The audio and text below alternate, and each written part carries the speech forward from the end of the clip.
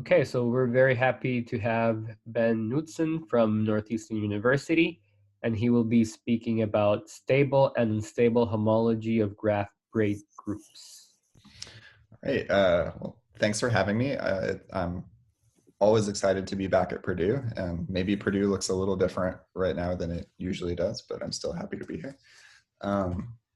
So I will begin by telling you what you were just told, which is that I will tell you about stable and unstable homology of graph braid groups.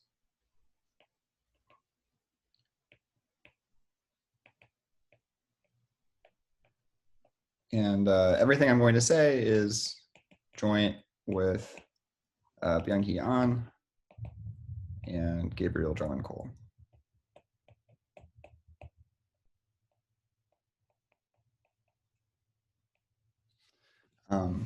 Okay, so I'm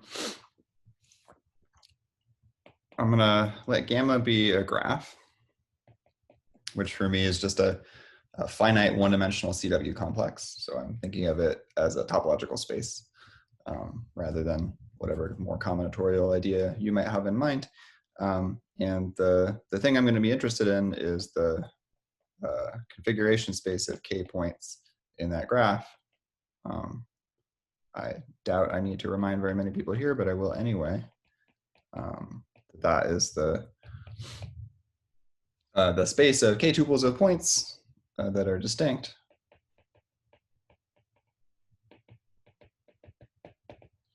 And for this talk, I'm not going to care what order the points are in. So that's the unordered configuration space of that graph. So these spaces, well, configuration spaces in general have a bazillion year history that is impossible to summarize. And configuration spaces of graphs first arose in thinking about kind of robotics applications. You imagine that you have a robotic worker in a factory that moves on a track that's shaped like your graph, or you imagine that you have like a self-driving car, but like a bunch of self-driving cars, k of them, and you don't want them to run into each other. And so that's the topology of that motion planning problem is the topology of this configuration space. But that's sort of history. I'm more interested in them just from the point of view of an algebraic topologist. And you're entitled to a question right now, which is, how could this possibly be an interesting thing to think about? Because if you're used to thinking about configuration spaces of manifolds, configuration spaces of one-dimensional manifolds are super boring. So let me give you the first example of a non-boring phenomenon in this domain, which is when k is equal to 2 and gamma is a graph that I will name S3 for star 3, and that graph is that graph. So it's the cone on 3 points, if you like. And well, something you can do inside of this graph is you can start with 2 points like so, and you can move this one there and that one there through the central vertex, which will end you up in a place looking like this. And then you can move that one there and that one there, which will end you up in a place looking like that. And then you can move that one there and that one there, which will end you up back in the place that you started with. And if you concatenate those, you get a loop, which is non-trivial in Pi 1. And in fact, it's so non-trivial that the resulting map from the circle, it gives you an embedding of a circle into your configuration space. That's a homotopy equivalence. So anytime you have a vertex of valence at least 3 in your graph, you have a game you can play with 2 particles that gives you some non-trivial loop in the configuration space. And kind of everything that I'm going to tell you today is can be summarized as saying, what do you see if you just take this one idea and take it as seriously as possible for as long as possible? Okay. So let me just say one more piece of general information, which maybe I won't write, maybe I'll just say out loud. So the title says graph braid groups, and then I said configuration spaces. So the connection is the theorem of Abrams, which says that these configuration spaces are spherical. So they classify their fundamental groups, and those fundamental groups are called the graph braid groups by analogy with the classical Artin braid group. And so, so I'm going to be interested in the homology of these spaces. And so you can think, if you like, that what we're talking about is group homology of the graph braid groups, if you like. Okay. Great. So in order to tell you the theorem that I would like to sort of talk about for a while, I have to make a definition, which is of a graph invariant. So here's the definition. The ith Ramos number, named after Eric Ramos, who some of you may know, of the graph is a number that I will call delta I gamma. And it is the following thing. You consider sets of vertices of cardinality I in your graph, and they have to be non-boring vertices, so they have to have valence at least 3. And you think about what happens when you remove that set of vertices from your graph. So W is a set of I many vertices of valence at least 3. And you look at the connecting components of the result of removing those vertices. So this is some way of like disconnecting your graph in some way. I mean, maybe you disconnected it, maybe you didn't, maybe this is a one element set, I don't know. But you, in any case, just count how many components you get by doing this removal, and you take the maximum over sets of essential vertices of cardinality I. So W ranges over sets of essential vertices. And what essential means is degree or valence at least 3. Okay. So that's a definition. It's some kind of connectivity invariant of your graph. What's the maximum amount of disconnection you can get out of by removing a set of I many vertices? And so this is sort of a topological version of some classical graph invariants. Questions about the definition? Okay, so I'm going to state the main theorem. Hopefully I can fit it on the rest of the board. So the theorem says that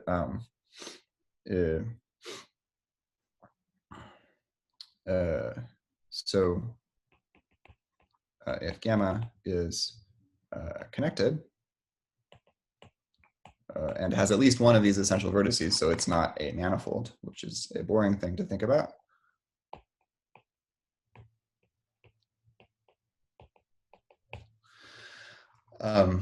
Then what I can do is I can fix a homological degree I, which is the same I as in the definition of the Ramos numbers, and I can look at the dimension of the ith homology of the kth configuration space of gamma with coefficients in some field. Doesn't matter what field it is, it can be any field, and I'm going to think of that as a function of k. And what the theorem says is that that function of k is asymptotic to a different function of k. So I'm going to write squiggle for asymptotic, and by that I mean that the ratio of the functions limits to 1. And what it's asymptotic to is the following thing. So I'm going to sum over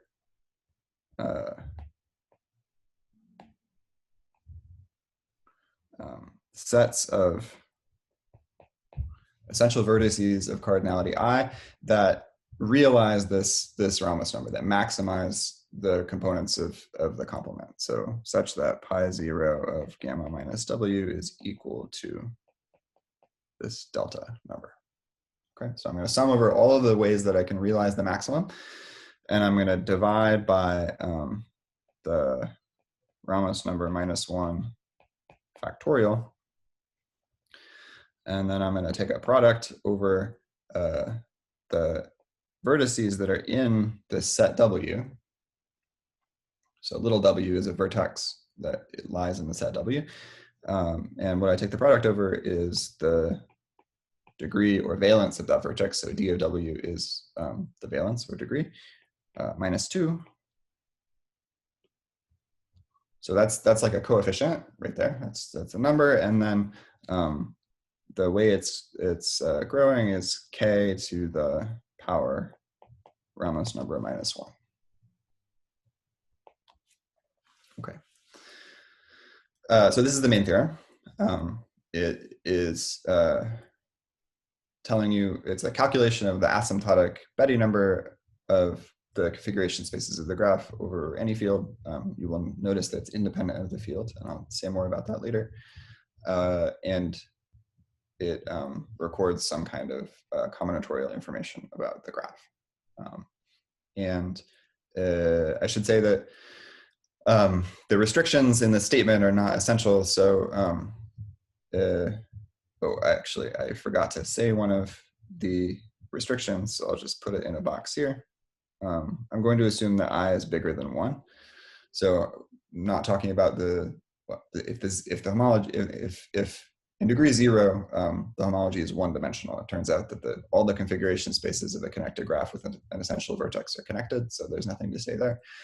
H1 is completely calculated by Coe and Park, so that's well understood, and there's a version of this statement that works for I = 1 that is just slightly more complicated to say, so I'm not going to say it. And the restrictions that gamma be connected with an essential vertex are not like actually restrictions. You can disjoint unions of graphs behave predictably, and if you don't have an essential vertex, then you're a manifold, and that's an easy to understand case. So really we understand everything about the asymptotic Betti numbers of configuration spaces of graphs. And I should say that in fact, or maybe I won't write it because that will be laborious. So what we show is that the dimension is actually eventually equal to a polynomial of that degree. And so what the theorem amounts to is two calculations. One is what is the degree, oh, sorry, excuse me. I said two things at the same time. So we show that the dimension is eventually equal to a polynomial in K. And so the two calculations are what is the degree and what is the leading coefficient. That's what this theorem amounts to. Okay, so I just said a bunch of things. Are there any questions about the statement of the theorem? I think I have a basic question, maybe a stupid question. Let's see. So this ith Ramos number, what kind of invariant is it of the graph? Is it just a combinatorial invariant? It is not a combinatorial invariant, or how does it depend on the topology? Right. So it depends on the topology because the things that are essential vertices are topological invariants. So you can't tell what a bivalent vertex is topologically, but you can tell what a higher valence vertex is topologically. So this is actually a topological invariant of the graph. Yeah. Thanks for that question. Yeah. Any other questions? So you go ahead. Oh, thank you. Are there any examples where the Betti numbers are known, or is this polynomial known explicitly in any cases? Yeah. So Gabriel actually has a many hundreds page PDF of computer generated calculations for like the first however many thousands of graphs with like small numbers of edges and vertices, where the computer calculates the Betti numbers and then tells you what the polynomial is. And so those calculations are actually, so Byung was the one who conjectured this originally. And I might have thought he was slightly insane, but those calculations were provided like evidence for the conjecture because it seems to be true in all the examples. And I'm going to give you an example in just a moment. Well, I guess I'm not going to tell you, that would have been a good thing to include. So I'm not going to tell you what the polynomials are in the case of the example. I'm just going to do this calculation. So, but if you're interested, then I welcome you to check out Gabriel's very long PDF of calculations. There was another question, I think. Yeah, Ben, do I remember correctly that originally you proved that it's polynomial of degree, like you add a vertex in every edge? Or does this number have anything to do with the number of edges then, or is Oh, so you are remembering something that's a very important part of the story that I will get to, which is a mechanism for adding vertices, adding points of a configuration to an edge. So that's an important thing that I'll touch on in a moment. All right, I'll be patient then. Okay. Any other questions? Okay, so presumably you have this formula memorized, so I'm going to delete it. And we will turn to an example. So the example is the complete graph K4, which is that graph. And so let's look at, I don't know, just because it's fun to look at numbers, let's look at the different possibilities. So homological degree 0, 1, 2, 3, 4, and 5 and higher. So what does K4 minus a maximizing set of essential vertices look like? Well, if I remove no essential vertices, then I just have K4. Cool. If I remove, let me try to draw a better picture than that, sorry. If I remove one essential vertex, well, the nice thing about K4 is it's highly symmetric, and so like all sets of so many essential vertices look the same. So I'll just pick one of them. If I remove one, then I get this graph. And let's be recording the Ramos numbers as we go. So delta I of K4 is 1 in this case because it's still connected, and it's 1 in this case because it's still connected. And if I remove a second essential vertex, then I get that graph. And I've finally now disconnected my graph, and so 2 is the Ramos number here. If I keep going, then I end up with 4 connected components, and then at this point I've completely shattered the graph. I just have the disjoint union of the edges, 6 connected components. And well, I can't really remove more vertices than there are. That's a hard thing to do. And so I'm taking the maximum over the empty set, which is 0, I guess, by the convention that I'm using. And so let's do the calculation. So what's the ith asymptotic Betti number?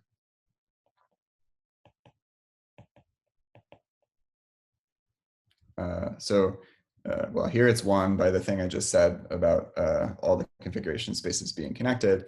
And here you can ask Cohen Park what the answer is. And here, so how do we calculate it here? What we're supposed to do is we're supposed to sum over the number of maximizing subsets of cardinality 2, and all of the subsets of cardinality 2 are maximizing. So I have 4 choose 2 of those. And then I'm supposed to take 1 over 1 minus the Ramos invariant factorial. So that's not super interesting. And then I have a product over degree of vertex minus 2. And well, all of the vertices of K4 are valence 3. So 3 minus 2 is 1. And so I'm just going to get like a bunch of 1s in a row. And then K to the Ramos number, which is 1. So this is 6K is the asymptotic Betti number. And similarly, well, all of the subsets are maximizing, 4 choose 3. Now the Ramos number is 4, so 1 over 3 factorial, a bunch of 1s,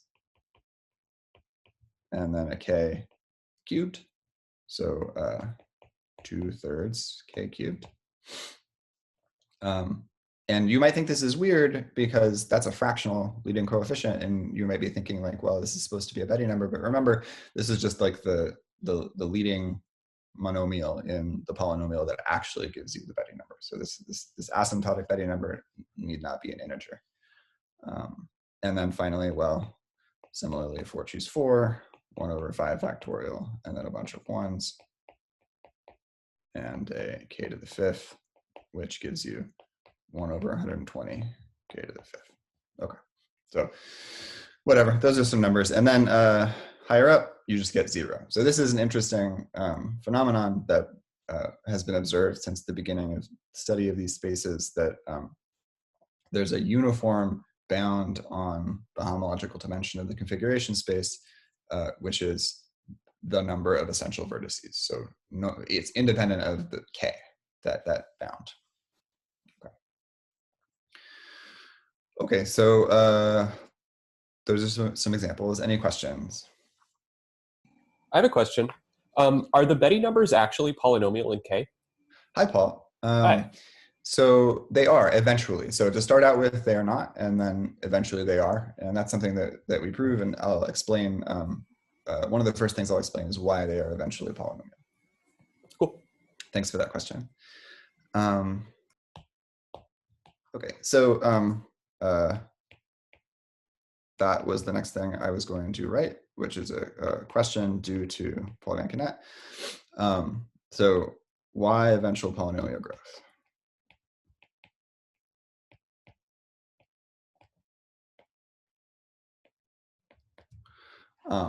So the reason why is a theorem due to Hilbert, which says that if you have a finitely generated graded module over a polynomial ring with n vertices, n generators, and I'm regarding the generators as being in degree 1, so it's a graded ring.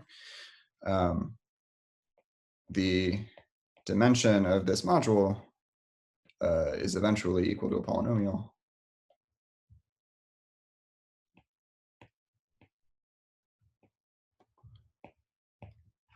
And the degree of that polynomial, well, I don't know what it is, but it's at most n minus 1.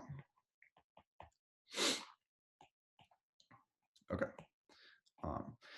And so the reason this is a reason is that the homology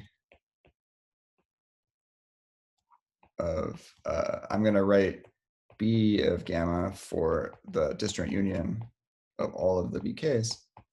So now that's a sort of a bigraded object, or if I fix a single homological tree, that's just a graded object. It carries an action of a polynomial ring. And that polynomial ring is the polynomial ring generated by the edges. So E is the set of edges of the graph. And the way it acts is by something called edge stabilization. And I think I will actually give myself a new word in order to draw the picture I'm going to draw. So hopefully there are no questions about what appears here.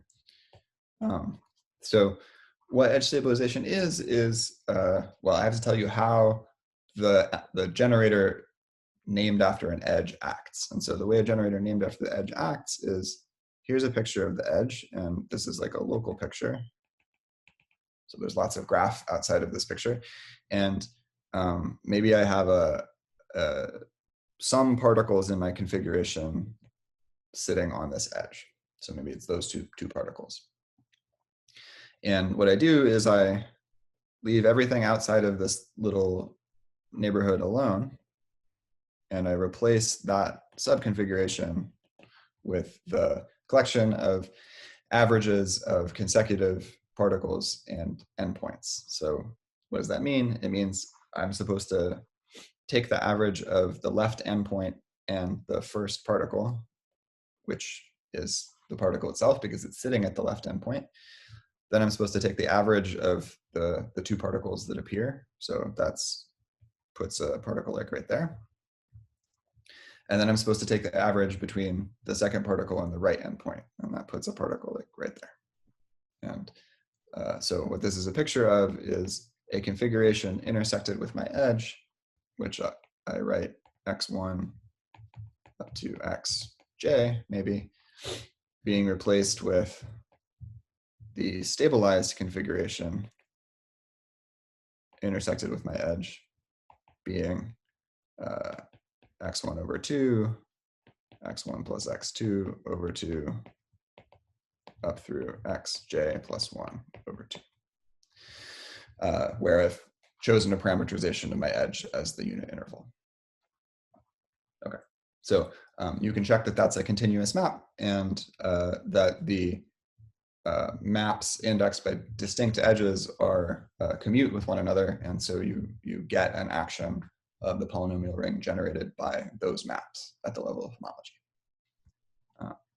So questions about how that polynomial action works.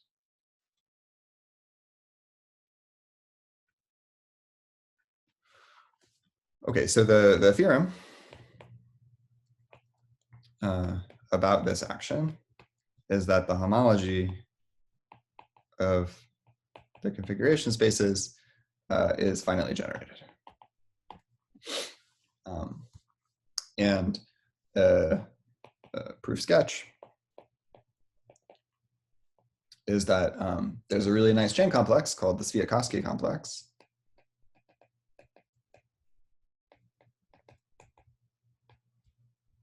And one way to think about it is that it's a cubical model for the configuration space. Say a cubical model whose chains are just sort of by inspection free on a finite set over this polynomial ring. And polynomial rings are Noetherian, and so that gives it to you. Okay, so that's why polynomial growth happens, and that also gives you a bound on the degree of the polynomial growth, which is at most number of edges minus 1. But as the theorem asserts, that's far from a sharp bound. So you're saying the number of edges is always bigger than the Ramos number, and that was my original question, I guess. Oh, yes, that is what I'm saying. Yeah. So you can see that because like let's assume that your graph has as few vertices as possible. So like maybe it doesn't have any bivalent vertices at all. Then the largest number of components you could get from a Ramos number is by removing all of the essential vertices. And then what you are left with when you do that is just the disjoint union of the edges of the graph.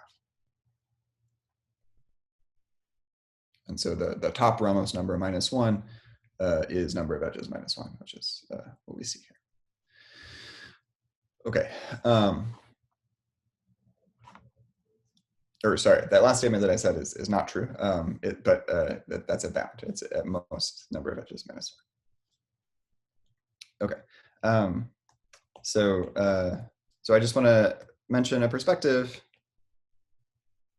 which is sort of a pleasing comparison, and it's the perspective of homological stability, which maybe some of you have heard about. So we have a bunch of spaces that we care about, so for example, we might be interested in the unordered configuration spaces of a manifold, or the ordered configuration spaces of a manifold, or the unordered configuration spaces of a graph, or the ordered configuration spaces of a graph. And in many of these cases, there's some kind of stability phenomenon. So I'm using this loosely to mean something happens as k gets larger.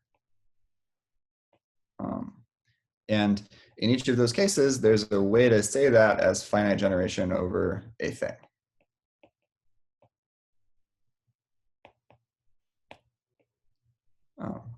So in the case of the configuration spaces of a manifold, you get eventual constancy. So that's what's usually called homological stability.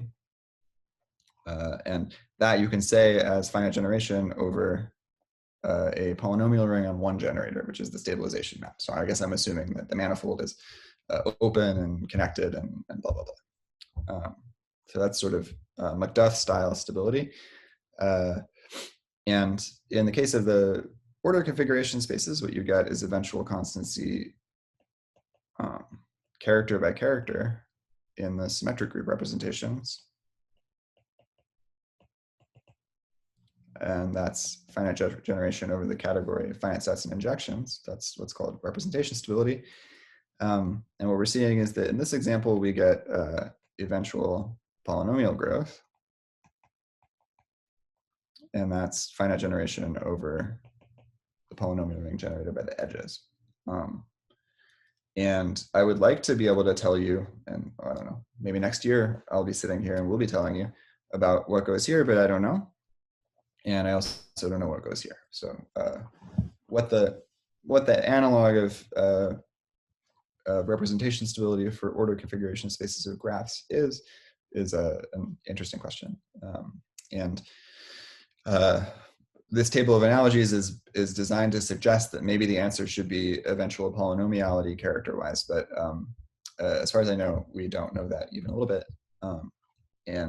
One thing to know about the order configuration spaces of graphs is that they usually grow very, very, very fast, like factorially or more. So there's some big thing that has to be controlling that growth. And it would be interesting to know what it is. Okay. Questions before I return to the main thread? So, like, if you look at ordered configurations in the manifold, it's slightly easier to prove, let's say, that the multiplicity stabilize than that the homology is a finitely generated FI module. Sure.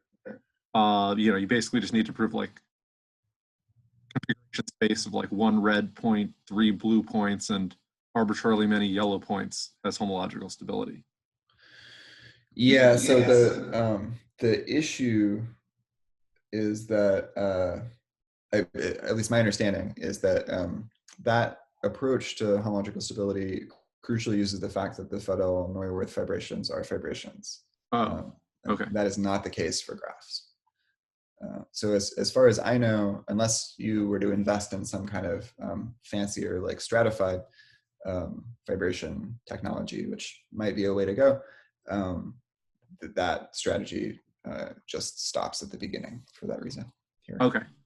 So even if these like colored configuration spaces were understandable, it wouldn't help you say anything about multiplicity stability. Not in a way that's obvious to me, but it's possible that I'm yeah. Oh no, that makes sense. That you definitely, my argument uses that the things are fibrations. So. Yeah. Okay. Great. So any other questions at this point? Okay. So let me ask another question. So the previous question was, why do we have polynomial growth? Let's ask a more specific question. So why is the degree of that growth Ramos number -1? So one way to think about this is, why does it have to be at least that large? And to see that it should be at least that large, what we're going to do is identify a sub-module of homology that does in fact have that growth. Sort of, we can just look at it and see that it has that growth.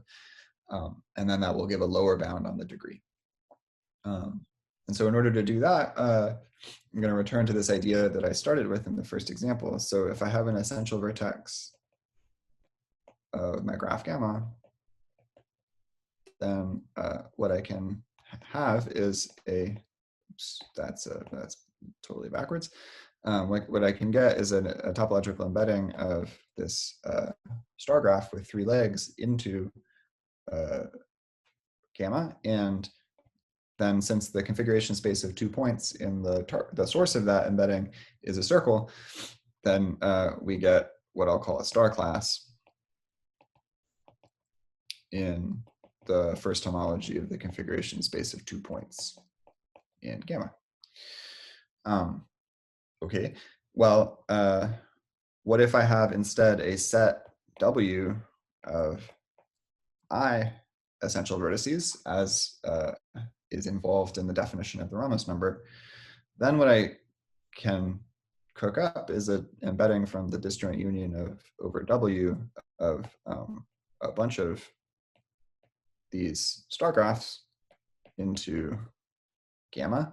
And because configuration spaces send disjoint unions to products, what this gives you is a class that I'll call a W torus, because it's the image of a fundamental class of a torus, which is an element of HI configuration space of 2I points in gamma.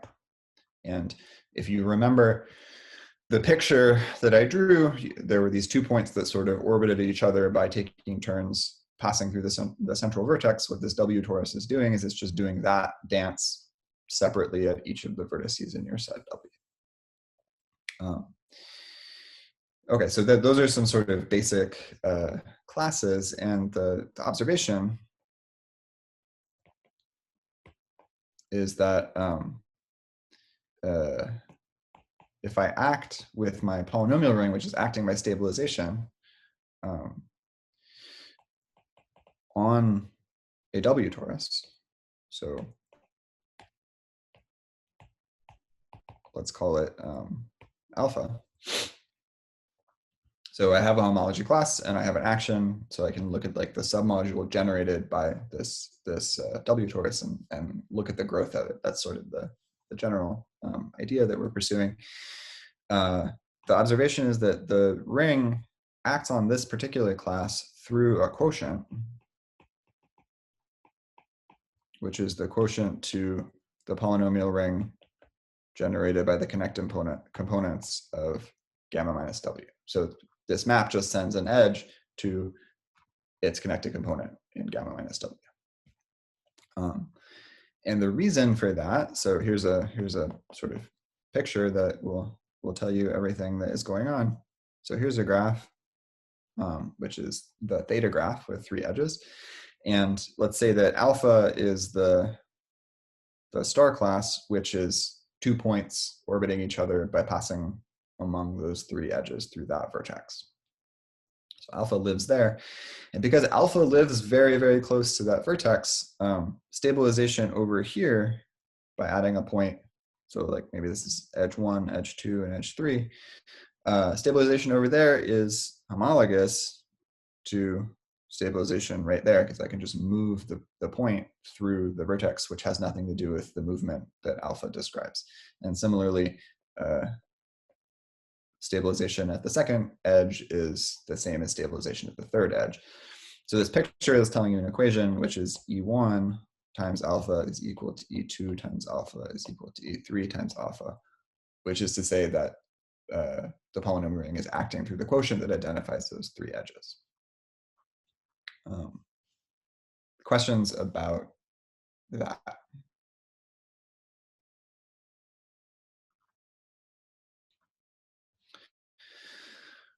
Okay, well, sometimes, so it could be the case that somehow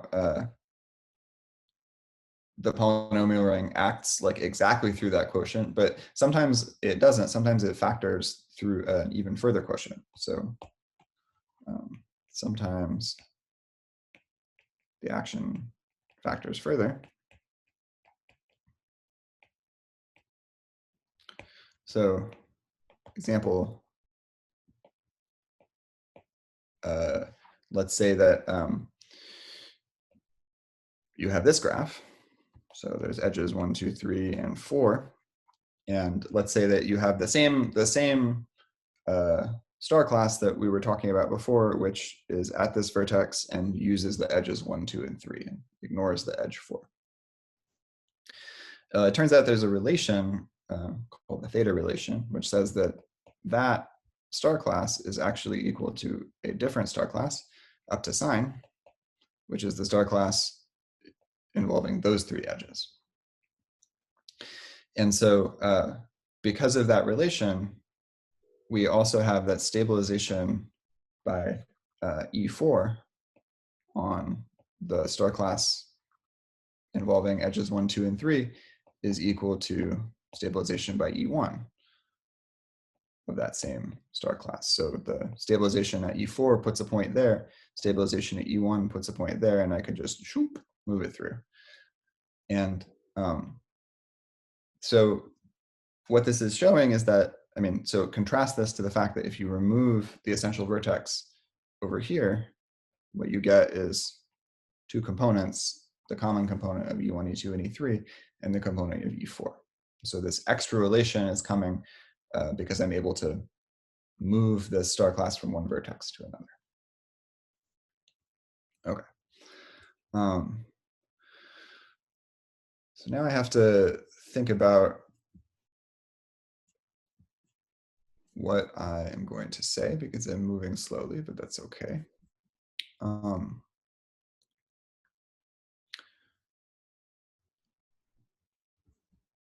I think that what I will say is that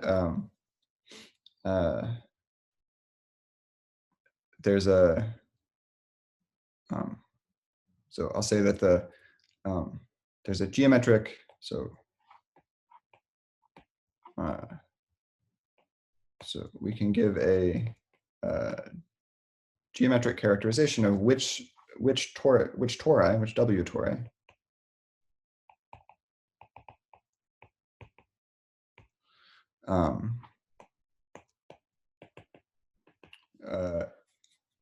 this doesn't happen to. So the ones where the action factors exactly through the quotient that I wrote down before.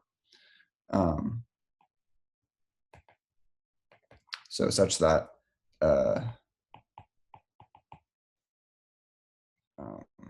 submodule generated by, oh no, I killed it. Sorry about that. There we go. Such that the submodule generated by the class is actually isomorphic to the quotient I wrote down before. So the polynomial ring is acting exactly through that quotient.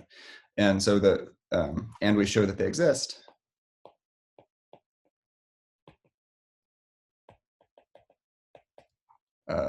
For W achieving the Ramos number. So why do we care? The point is that this polynomial ring over here has its dimension is polynomial of degree pi 0 gamma minus W minus 1, which if W achieves the Ramos number is exactly the growth that we expect. So the existence of such classes gives you the lower bound on the degree that we were looking for. Because I might use the word later, I will give a name to this geometric characterization, even though I haven't said what it is.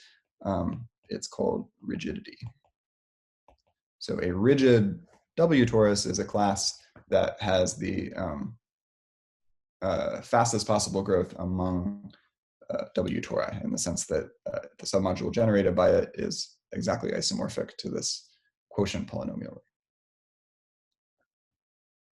So I'm a little bit confused about, you said that the growth is exactly of that degree, right? And now in this example, wouldn't it be different from the degree that you claimed? Because isn't the Ramos number 2 for I equals 1 in the example?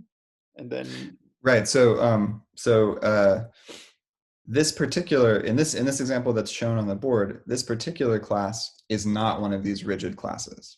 And so it has strictly slower growth than the homology at large. The action on it factors through the quotient that identifies all of the edges. And so that submodule is eventually constant. But the point is that there's a different class that does have the required growth. And so the growth of that other class dominates the growth of this bad class. I see. Yeah, you could take 1, 2, and 4 or something. Exactly. So that's basically the characterization is like the legs of the stars have to intersect more than one component of the complement. Okay. Other questions?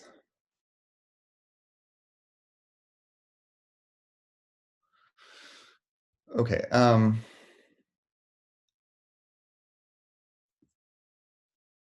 So now maybe I'll say,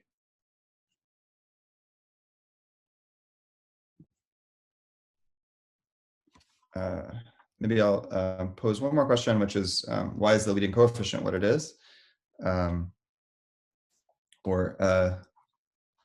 Sorry, let me just think about what it is that I want to say.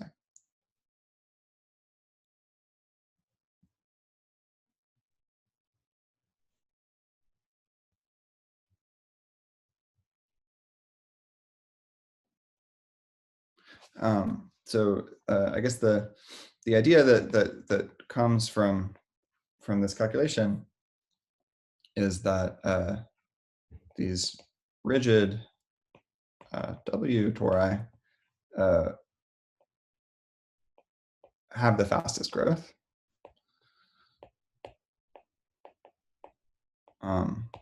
So that showing that is enough to calculate the degree. To calculate the coefficient, what you need to show is that actually everything else grows strictly slower, modulo the things that have the fastest growth. So the second part of the idea is that everything else should grow more slowly. Grows strictly slower.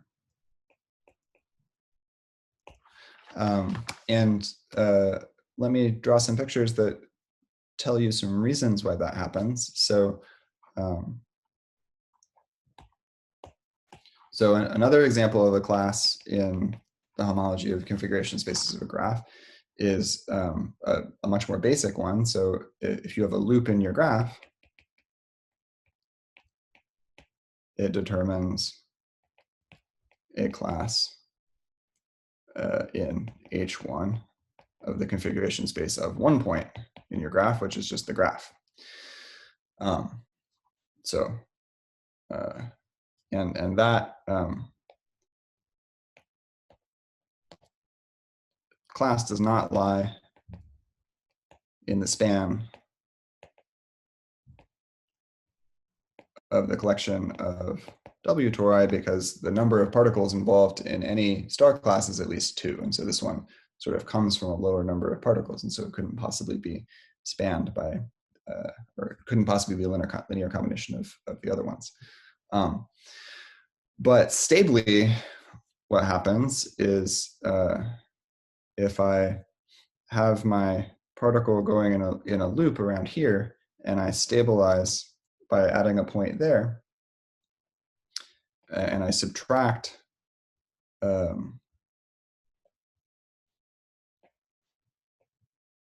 what happens when I stabilize instead with a point internal to the loop. It turns out there's another relation which says that this is equal to plus or minus the star class at that vertex. And so modulo star classes and tori, this is saying that the relation, here's like E and here's E prime. So modulo tori, the relation E minus E prime of my loop equals 0 holds. And so that's saying that the action of the polynomial ring factors through some smaller quotient than was expected modulo the classes that have the fastest growth. So these loop classes grow slowly mod tori. Okay, so that's one example. Relations can make it so that some classes grow slowly once I've quotiented out by the thing that is supposed to control the highest growth. Another example, which is a lot more subtle, is an example that's due to Safia Shtay and Daniel Lutgateman, and separately John Wiltshire-Gordon, which is about the graph theta 4. So suspension of 4 points. And what they show is that the configuration space of 3 points in that graph has the homotopy type of a surface of genus 3. And the fundamental class of this surface does not come from these tori, these basic things built out of stars. But nevertheless, one can show that if I look at the difference EI minus EJ times the fundamental class of this surface, oh, I killed it again. So here's like edge 1, edge 2, edge 3, and edge 4.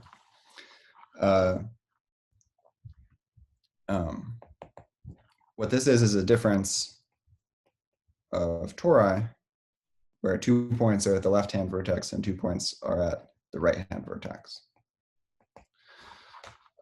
So again, this mysterious class, which is difficult to find, much less understand, doesn't matter asymptotically once I've quotiented by tori, because mod tori, the action of the polynomial ring, is factoring through some much smaller quotient that identifies all of the edges.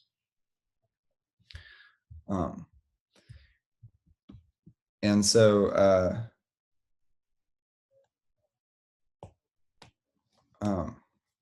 so what the theorem is saying,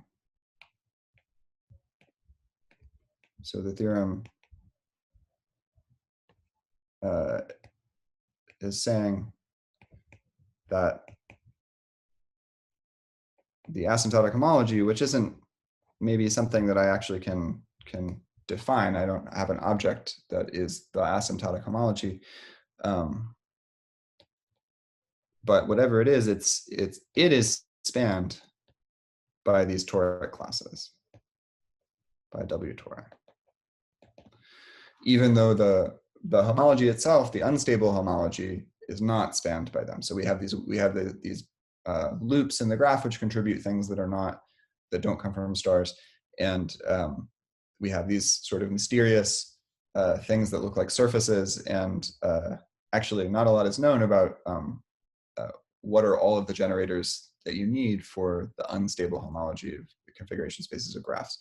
But what the theorem says is that stably, you don't need any of these exotic classes. You just need these tori. And so that gives us an explanation for the coefficient. So the leading coefficient that I wrote down, which was this complicated sum and factorial and product,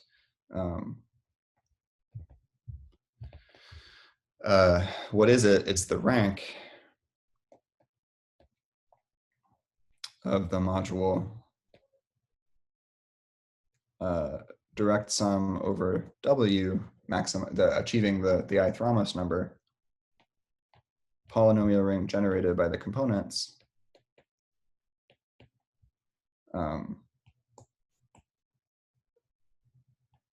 how many of them, degree of vertex minus 2 of them.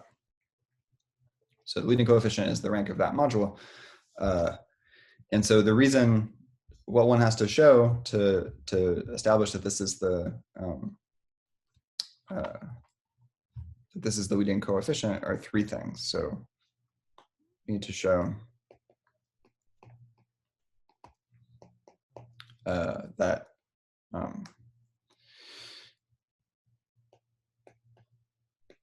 modulo tori homology grows slowly, so strictly slower than Ramos number minus 1.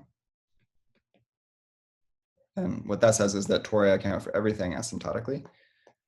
And then one needs to show that tori for different W are independent asymptotically. And that accounts for this direct sum that appears here. And the third thing that one needs to show is that stably or asymptotically, there are degree of W minus 2 tori for each W. And those 3 things together give you the leading coefficient. Okay. So I just Ben? want to say, oh yeah. Do you have to sum over the rigid W now, or where does that come in? Oh yeah. So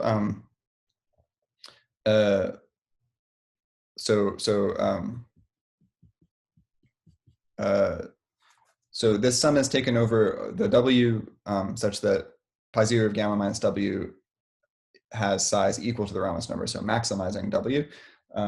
And so what we are showing is that there are degree of W minus 2 sort of rigid tori when W is such a maximizing.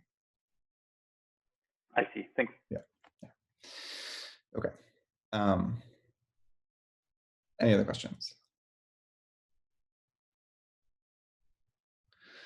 Okay. So I want to just say 2 words about some interesting problems that this relates to. So I'll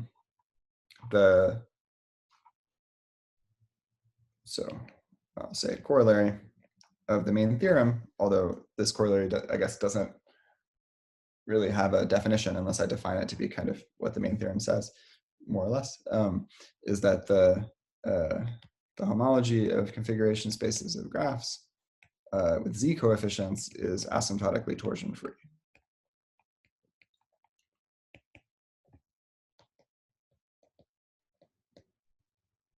So something we noticed at the very beginning is that the formula for the asymptotic Betti numbers is independent of the field, and something that probably we know from Hatcher is that if the actual Betti numbers are independent of the field, then with mild finiteness assumptions, that is saying that the integral homology is torsion free. And so the fact that the asymptotic formula doesn't depend on the characteristics should be interpreted as saying that whatever torsion there is, and there is some, grows strictly slower than the overall growth rate, and so is wiped out in the limit. But unstably, the question is very interesting. So I'll just say question. Maybe I'll ask this question. Is there any odd torsion unstably? So there's currently exactly one source of torsion known in the configuration spaces of graphs, which is 2 torsion that detects non-planarity of the graph. And there's no odd torsion known, and no even torsion that is not elementary to torsion. So so this is a very interesting question that we don't know even a tiny bit about, but it's something that has to do with these sort of, that must have to do with these exotic classes that vanish asymptotically, because asymptotically there is no torsion.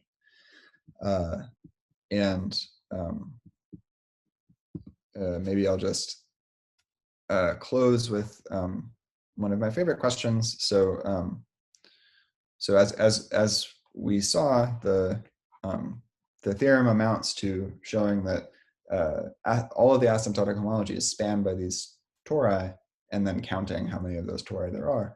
So the problem is to characterize to give a generating set for the unstable homology. So give a list of atomic graphs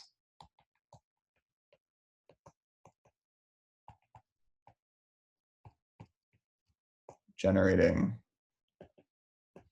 the ith homology for fixed I of the configuration spaces of graphs for some class of graphs. Maybe it's all graphs, maybe it's planar graphs, whatever. So Coe and Park tell you that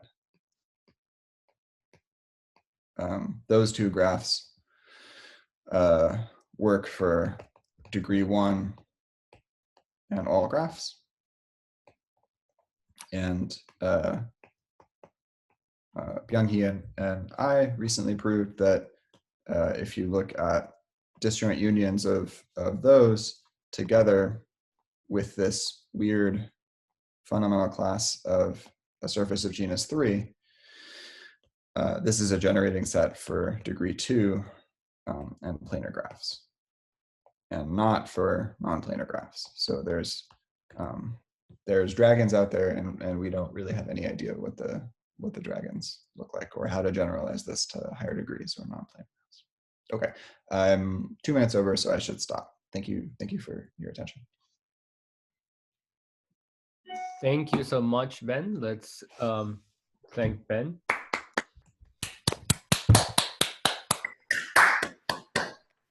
Are there any questions, comments? So when you say that the homology is asymptotically torsion-free, does that mean that for a fixed homological degree, there's some k at which it starts being torsion-free, or is it like the torsion is somehow like grows asymptotically slower than the rest of the? I think it's the latter thing. So there could be torsion in all degrees. Right. Like so to go back to the polynomial perspective, like there's some polynomial that eventually gives the actual Betti numbers over F2 and F3. And maybe what this is saying is that those polynomials could be different, but the first term of those two polynomials is the same. Got it. Does the last thing you said have anything to do with is this a Ramas results that configuration spaces of graphs is like a finitely generated module over the category of graphs and inclusions or something like this? Right. So it's very closely related to that. So Eric Ramos and Dave Miata and Nick Proudfoot have a recent theorem that says that if you look at a certain category of graphs, then the homology of configuration spaces is finitely generated over that category. And what that category is a category that combines the ability to embed graphs into other graphs and also the ability to contract edges. So in this category, you can take a minor of a graph. And there's some non-obvious functoriality for configuration spaces under contractions of edges. And so that finite generation statement is close to saying that the problem I raised at the end has some kind of positive solution abstractly, but it's not quite that because their result takes into account these contractions of edges. And so the way that, I guess I didn't state it precisely. So one interpretation is that yes, they say that this question has a positive solution without giving a generating set.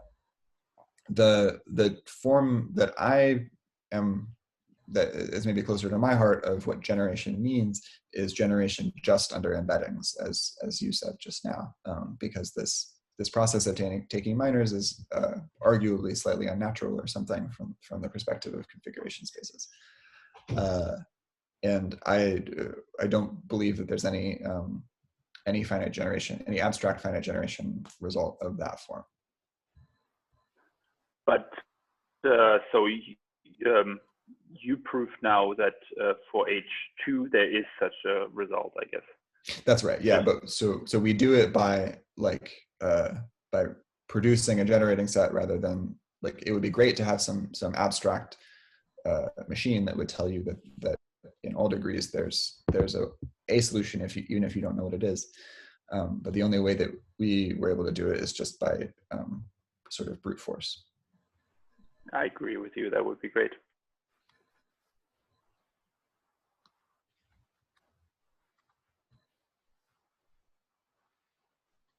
Any other questions? I will stop the recording and people can ask more questions if they wish.